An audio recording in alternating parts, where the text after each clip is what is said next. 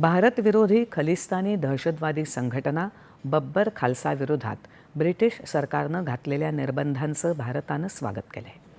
दहशतवाद आणि त्यासाठी होणाऱ्या निधी पुरवठ्याला चाप लावण्याच्या दृष्टीनं हे महत्त्वाचं पाऊल असल्याचं परराष्ट्र मंत्रालयाचे प्रवक्ते रणधीर जयस्वाल यांनी म्हटलंय.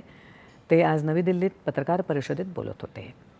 दहशतवाद विरोधी आणि सुरक्षा सहकार्य आणखी मजबूत करण्यासाठी ब्रिटनसोबत काम करायला भारत उत्सुक असल्याचं ते म्हणाले.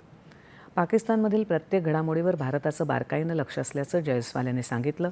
नुकत्याच झालेल्या भारत अमेरिका दहशतवाद विरोधी कार्यगटाच्या 21व्या बैठकीत पहलगाममधील दहशतवादी हल्ल्याचा तसंच दिल्लीत झालेल्या अलीकडच्या दहशतवादी हल्ल्याचा तीव्र निषेध करण्यात आला. दोन्ही बाजूंनी संयुक्त राष्ट्रांमध्ये तसंच आर्थिक कृती दल आणि इतर अनेक बहुपक्षीय मंचांमध्ये दहशतवादाविरोधात सहकार्य मजबूत करण्याची वचनबद्धता अधोरेखित करण्यात आली, असंही जयस्वाल म्हणाले.